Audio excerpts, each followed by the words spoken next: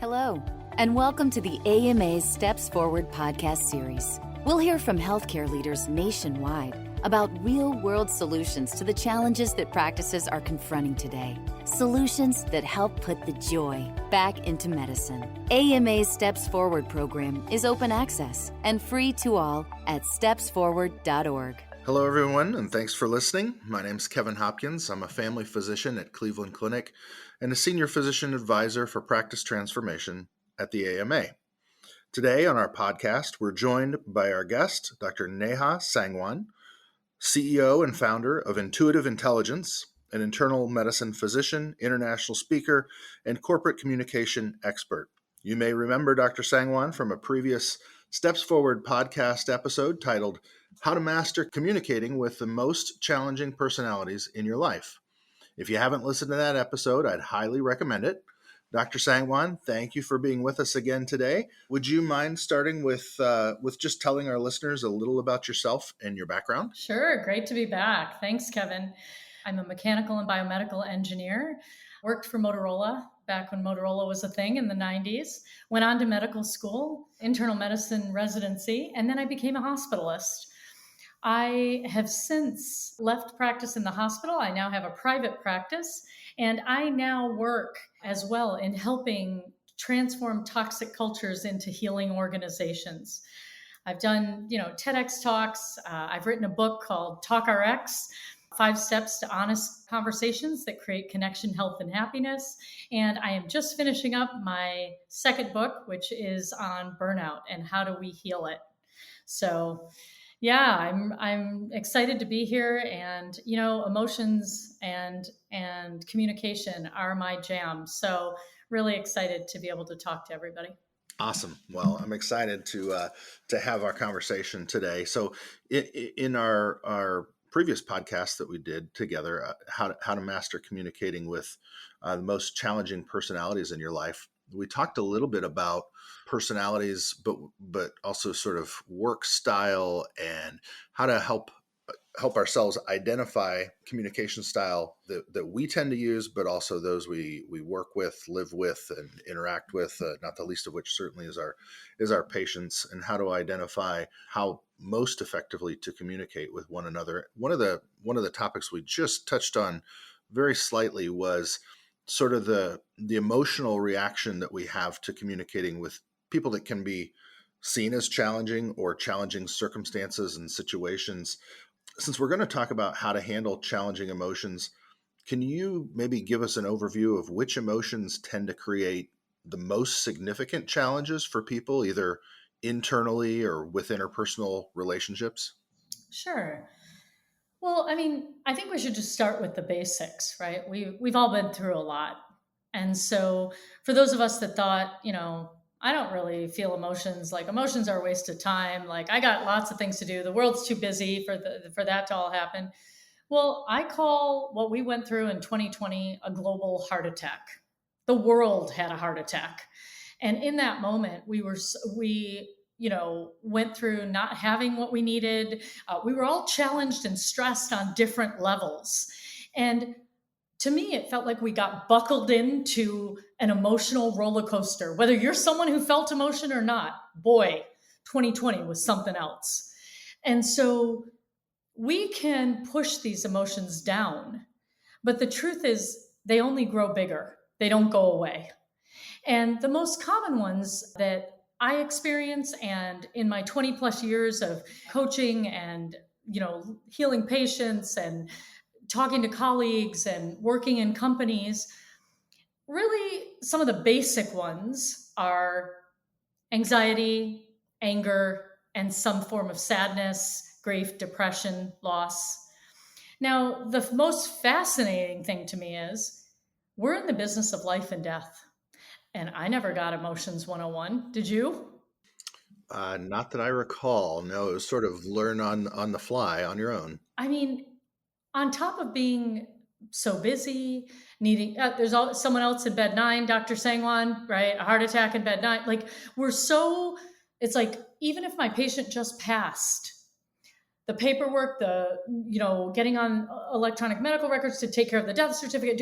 It's like, okay, who's next? Right? We don't even give ourselves time to grieve and time to kind of process what's happening. For those of us lucky enough to have a lounge, a place where we can commune and have connection, eat together, that is one of the most valuable aspects of shared space. Not only do we get like side consults, right, but we get to process, hey, I had this patient, I lost my patient today. Whatever it is, there's like a moment in time where we can understand and connect to one another. You're talking about a physician's lounge of some sort? I'm not familiar with the concept. Sorry, it was sarcasm, but you can't always pick it up over audio. But yeah, those in many places don't exist anymore, and it was a center of community and relationship among physicians in the past, certainly. Yeah, like a physician's lounge. A lot of times those have been taken away, right? And I also want to say, for leaders who care about the bottom line, the amount of business that got taken care of in those lounges, it may not have been on the books and tangible and documented, but I promise you, more happened in those lounges for our own healing, our own productivity, and our patients' better care. So, we're in the business of life and death. We've never had Emotions 101 unless you had a really, self aware parent or experience, right, in your life, or a great mentor who taught you this. Emotions are kind of put to the side. And if I think about it, there is not a single patient who didn't show up in the ER thinking they were going to die. That's why they were. Who comes voluntarily if you don't work there? Right? You're coming because something has alarmed you enough that you're willing to wait as long as it takes to see someone. And so, in that space, really what I want people to know is, why don't we just start with the basics, which is anger, anxiety, and tears? Because most people, even just starting there, have a reaction to that in themselves or in those they love and lead, right? Or their patients. So when emotions arise, which of those, listeners, do you want to make go away in yourself or in others? And so notice if you're someone who, when someone else starts getting tearful, you're like, where's the nearest exit? Like, I don't know what's going on here, right? Or if someone starts getting angry, do you have judgments around their anger and whether that's okay or not okay? And over the last few years, all of the pace of change that we've been through, all that we've had to improvise and make shift, for those of you where anxiety is where you go and you worry a lot. You worry about missing something with a patient. You worry about making a mistake and getting sued. Whatever it is in that space, is it anxiety that you are most connected to? Because I'd be happy, Kevin, to take us through those and kind of have a bit of a discussion on those three. Let's start there. I think that sounds like a great place to start, Neha. And those are certainly feelings and emotions, and I'll say circumstances and situations which make a lot of people very uncomfortable. And it wasn't even all that long ago when in medical training we were kind of taught that showing emotion ourselves meant weakness, and yet we know that there's certainly a valuable interpersonal connection that is engaged when we do have a genuine emotional reaction to something that's going on to our patient or to a family member or friend. And so I think there's so much value to be placed within those emotions and our own emotional response. So yeah, let's start there, even though it might make us uncomfortable. Awesome. So let's start with tears. Okay. Tears. That, I mean, you were saying, oh, if you show emotion, it's weakness. What I will tell you is certainly tears are something I have gotten familiar with. And since I was a little girl, was told, why do you get tearful? Why are you crying? And you got to stop that. Go in your room and don't come out until you have a smile on your face, right? That whole experience. What I want to start with is, when you see tears coming out of someone's eyes, what does that mean? What does it actually mean? It might mean that they're sad, but what else might it mean? It might mean they're angry and it's turned into that. It might mean that you remind them of their grandfather who passed. So a memory, a familiarity, there might be some way in which you've touched them. They feel touched. Another way is relief. When you give someone news, you know what? The biopsy showed that it was benign. All of a sudden, it's like tears of relief. So just because someone gets tearful, please don't assume that you know what that means. You can say something like, I'm noticing your eyes tearing up. Tell me what's happening. What's happening for you? So, whenever you don't know what's happening, because you don't have to know what's happening in someone else, all that matters is you actually care and you acknowledge that it's happening. So, they have a space in which they can express that. People think it's going to take a really long time. In fact, avoiding it is the reason you never get to where you want to get. It's the reason that they won't agree to the plan of treatment because they don't feel heard, because they feel like they weren't able to express their concerns. So, in fact, not acknowledging emotions actually will have you lose time, take longer, and create more passive aggressiveness. So, the way that you do it, once again, is just state what you physically see. Hey, noticing that your eyes got tearful, I just want to slow down and ask, what's happening? That's it. That's how simple it is. Takes no time.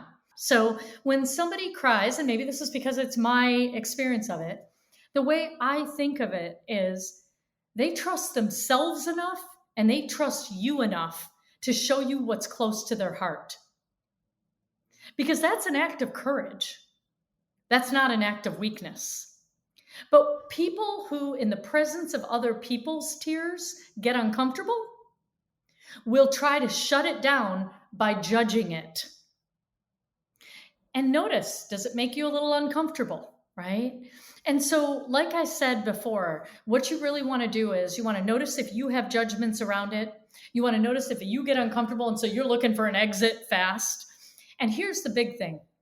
Did you know that tears are a biological way that the body releases stress hormone? We have 3 types of tears. We have continuous tears, the ones that lubricate your eyes, have lysozyme in them, go into your nasal duct, and also keep your nose moist. But the lysozyme keeps bacteria. It's why we don't get in. We can open our eyes and have our eyes bare to the world. Our nose has lots, it's filtering a lot, but we don't get infections there very often. Why? Because lysozyme in that fluid, the continuous tears, is taking care of that. Then there's reflexive tears, which are a different composition, more like water-like, but it's when you're putting a contact in, you get dust in your eyes, and there's like a different flood of emotions. The third type of tears are emotional tears. And the biochemist William Frey out of Minnesota has measured stress hormones in emotional tears and endorphins. This is biologically the body's way of releasing stress, and we're judging it? Amazing. So I think it's more about the people who don't want to feel uncomfortable themselves, don't know how to handle it. I'd ask you to do a little reflection on yourself about whether that discomfort is something you're trying to get out of, rather than you slowing down, taking those box, slow, deep breaths, and allowing energy in motion to move through someone else and witness it, or move through you. And by the way, I want to tell you that those emotional tears, they have stress hormone. They also have endorphins. So I say cry away. You're going to feel good. Endorphins are what you get when you exercise. So you're going to have a good night's sleep and you're going to feel good. So cry away. So any thoughts on tears for you, Kevin? Yeah, it actually took me back to a time during, I think, my residency, so 20 years ago or more, and a very awkward interaction with a patient and one of our attendings, who the patient started to cry, and our attending physician did exactly what you said not to do, is basically just sort of ignored it, disregarded it, didn't ask anything about it, didn't even seem to notice. And it felt incredibly awkward and incredibly disconnected from that patient. And I just always think that patients trust us at their most vulnerable times. And I mean, you were saying that when somebody cries in front of another person, that's a real point of vulnerability. And so I appreciate that, and I hope that I honor that with my patient, because it's a real sacred trust that we have. Patients will tell us as their physicians things they won't mention to another living soul. I never want to take that sacred trust for granted, and so that's what it reminded me of, and sort of where it took me. Yeah. Well, I thank you for that, because I think that's in your formative years, and we look up to our attendings and we become them. We role model, they're role modeling for us what we should become. And it's, you didn't forget that. And how many, years ago was that? But just like that, it's right there in your memory. Right? So, how we show up in the world, we are role models to our patients, to each other, to our med students and residents. And I think we need to remember that, because true strength is being able to be with what is. And the last thing I'll say about tears is, a lot of times people ask me, here's the engineer in me, I take everything and make it practical. How do I express my tears? I'm so uncomfortable. Like, how am I going to do that? 3 simple steps. You want to identify the emotion underneath your tears. You want to say what triggered that emotion, and you want to state what you need, if anything at all. So it's like, wow, I'm so happy. That means a lot to me. We should celebrate, Wow, I was really hurt by what you just said. I'm not sure why yet, but I need some time. I'm relieved. At least now I know the truth of my diagnosis. Like, I need time to make a decision. Can we talk tomorrow? That's how long it takes when you are well versed in knowing yourself and knowing how to communicate. You just heard it. That's how long it takes. So it's not going to take you more time in your emotions. It's going to take you less. So this is going to be, you're going to be more connected, less stress, and deeper connection with others. All right, how about, you ready to take on some fire? How about some anger? Yeah, bring it. Tell me some judgments people have about anger. So that it's unwarranted, undeserved. Out of control. Yeah. So, what is anger rooted in? Anger is rooted in, it's a mask emotion, it's a secondary emotion. Anger itself is not the emotion, it's rooted in hurt or fear or both. So, like, there's pain, someone's afraid, or they're in pain and they're afraid. So the first question you want to ask yourself, if I in my book Talk RX, I call this taming the volcano within, right? The fire inside. So if you know that this happens for you, or this happens with your colleagues or with your patients, and you don't really know what to do, right? First, notice if you have any judgments around it, and then you want to ask yourself. Let's stick with you first. What are you afraid of? What are you hurt by? What just happened? So first, get to what's at the root of that. And then ask yourself too, how do you know someone's getting angry? And we talked about this a little earlier. It's like they use your full name, right? Neha Sangwan, get down here right now. There's doors slamming. There's, people abruptly leaving.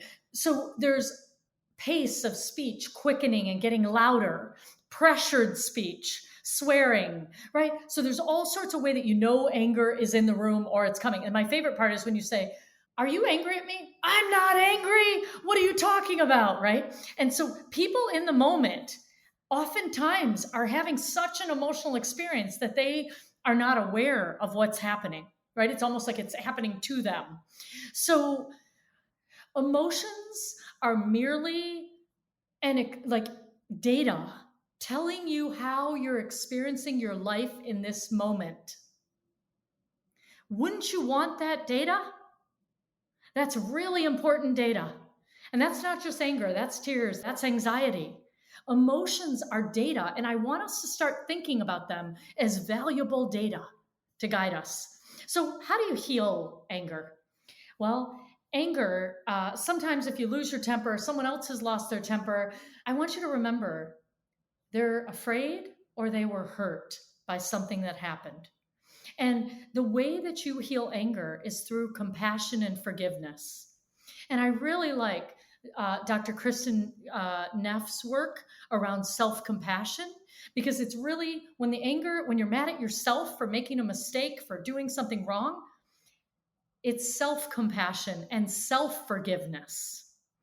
And so these are the ways that you take care of that hurt and fear.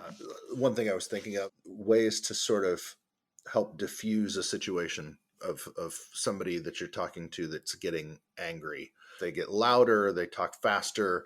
My natural tendency, most people's natural tendency is to go along with it, but sometimes to do the opposite, right? To talk softer and more slowly and more deliberate can actually sometimes help diffuse the situation as well as to keep us calm.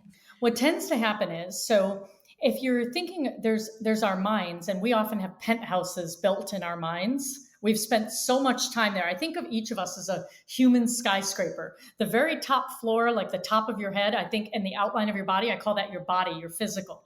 You get in the elevator, you drop down to your mind, and we have penthouses built there. We spent so much time. Get in the elevator, drop down into our hearts. And when that third floor opens, there's like no floorboards. Like nobody goes there. There's like cobwebs. And anytime something emotional happens, we like run back upstairs out the fire escape to try and make sense of it or change it or whatever it is. Here's the secret. When you're in the elevator and it opens on the heart floor for you or someone else, name it and stay there. See them, name it. So it's like this. Wow, I can see how important this is to you.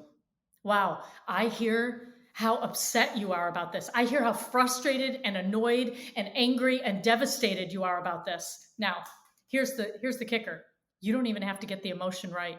They'll say, "No, I'm not irritated. I'm frustrated. I'm angry." And you're like, "Awesome." By the way, don't correct them. They know what emotion it is. But when you meet them on that floor, instead of saying, we're going to change it. How do we solve this? And running back up to the mental level, when you don't just sit with whatever that emotion is, it gets bigger. The way to diffuse an emotion is to stay on that heart floor until they can express and bounce off you what it is. So allow the space for that. Slow down, be with them, meet them where it is, and just be like, wow, like, I can hear how, if you can't think of the emotion, you say, I hear how important that is to you. Because whether someone's elated or upset, when they're emotional about something, it matters to them. Now, what I would not do is walk around to anyone who's upset and keep going, wow, I can see how important that is to you. Wow, I can see how important that is. Okay, when you're not genuine, they pick up that too, and that will inflame them. So be genuinely curious, be genuinely with them, and allow them to say that. And all of a sudden, when they think you've got them, boy, it diffuses right away. So that's another time saver. Yeah, a great tip for how to make an empathic statement. I see that you are, or I sense that you're, whatever, and name it out loud. And you're right. If you got it wrong, they'll correct you, and then at least you understand where they're coming from. Awesome. Are we ready to do the last one? Anxiety? Yep. Let's go to anxiety. All right, let's take it away. So anxiety, what's anxiety rooted in? Fear, right? It's like someone's afraid. But what are some of the judgments, like common judgments we have about people who are anxious? They can't handle a situation. They're unprepared. They're not tough enough. Those types of things, I think. Exactly. Now, what I want you to know is none of that is true. Once again, emotions are energy in motion, and they are data, important data, telling us how we're connecting to the experience of our life at this moment. So, why do we get anxious? Why do we get anxious? We're getting anxious and we're doing things like, what if? What if? Oh my God, my biggest fear is, so we're doing this whole scenario building, right? And we're trying to protect ourselves from something that might happen in the future or that already happened and we don't want to happen again. So this is what anxiety is. This is how I define it. Anxiety is a failed attempt to control the future. Because there's only one place that you can be in this world, and it's right here, right now, in this moment. And you can try to figure out all the things that might go wrong, but life's going to happen. And how do you handle this? So If somebody is spiraling out into the future, which so many of our patients do, oh my God, what if it's cancer? What if it's this? What if it's that? What, right? So we're dealing with anxiety all the time, whether we know it or not. I call this back from the future tool. Step number one, if your thoughts are way out into the future, okay, back from the future is the very first step. It's a 5-step process. Number one, get present in your body. If you're with an anxious patient, ask them if you can put your hand on their back and up here, just below their neck on their chest, and then ask them to please separate your hands by breathing. Because right now they're spiraling outward in their mind. You have to get them present. Anybody who's in their body, who can feel their feet on the ground, gravity pulling them down, and are breathing and are conscious of it, they're in their body. And the only way you can be in your body is in the present. Number two, get them to name that fear. And this is about you too. Just write down, what if? What if I get COVID? What if my family gets sick? What if I can't, do X, Y, Z? What if this patient dies? What if they're sick? What if it doesn't work? What if this new, protocol doesn't work? What if they don't make it out of surgery, right? Name that fear and keep writing them until you're done. But leave about 2-3 inches in between each of those fears. So let's say mine is, what if I get COVID? What if I get sick? Okay. Step 3 now. So 1 was get present in your body so that you can do that with the soft belly breathing, the box breathing that Kevin taught you. Number 2, name that fear, write them all down, leave some space between it. 3, expand your perspective. So what you're doing when you write down your fears is you have to say to yourself, right here, right now, what is true? Oh, well, I'm healthy, my immune system is strong, and I haven't been exposed to anyone that would cause that. There's no known exposure. That's right here, right now. This is the truth. The 4th step is reprogramming your thinking. So when you reprogram your thinking, what you're doing is you're giving yourself a little affirmation that when you notice your mind doing that thing on autopilot, on repeat, you can replace it with this. So mine is, what if I get sick? What if I get sick? Oh my gosh, what if I get sick? I'm going to reprogram it with, Neha, you are whole, healthy, and well. Because that's the truth. I just wrote it down. I am whole, healthy, and well. So lastly, the 5th and final step in the Back from the Future tool for anxiety is ask yourself, what would self-trust and courage do now? And that's how you make whatever decision you need to make. It's a game of self-trust here, because in the areas of your life that when you're in the OR and something goes wrong, guess what? You trust your team, you trust yourself to be able to figure out what happens next. You've got a protocol, you've thought through it. And sometimes when you haven't, you do the best you know how with what you know. But there's a self-trust that happens after years of practice in all of our professions, right? In our relationships, in knowing what comes next. So if you've been, let's say, unfortunately been sued or something in the past, something went wrong, you might not trust yourself as much anymore. And that's where the anxiety might start coming in. Take this, set your, bring yourself into your body, name the fear, name what's true in this moment, reprogram yourself, and then ask yourself, what would self-trust and courage do now? Because self-trust is the antidote to anxiety. Awesome. Great tips for us to think about, because certainly the vast majority of the things that we worry about and become anxious about never happen. And so now we've expended bandwidth and brain power and energy on things that we didn't need to worry about in the first place. Yeah, and you send your whole physiology down the path of experiencing it, even if it's not real, because our bodies don't actually know the difference between what's real or imagined. And the way you know this is, if any of you have ever had a nightmare, you've ever been falling over a cliff, been chased in your dreams while you've been sleeping, right? A nightmare. When you wake up and it's pitch black, it's quiet, there's nobody breaking into your house, but your heart's racing, you're sweating, the sheets are kicked off you, your body doesn't know the difference between what's real and imagined. So your physiology goes through these emotions over and over again. And this is one of the fastest tracks to burnout. Losing emotional energy because we don't know how to practically work through it for ourselves and with our patients. So it's really important. This is going to help you everywhere in your life. If you're a human being, emotions are a part of your world. You know what I'm going to do? I'm actually going to give the listeners of this podcast, I'm going to give them a free audiobook. Dr. Neha, DOCTOR, spell out the word doctor, Dr. Neha, NEHA.com/audiobook gift. And the code is capital AMA. Awesome. Well, thank you. Tons of great information. And I know we're just scratching the surface of what we could talk about today. But thank you so much for joining us, Dr. Sangwan. And for our listeners, if you'd like to learn more about Dr. Sangwan's work, visit her website. It's drneha.com, DOCTORNEHA.com. And also be sure to check out stepsforward.org for more resources on this topic and others. And thanks again, Neha, for joining us. Such an honor to be with you.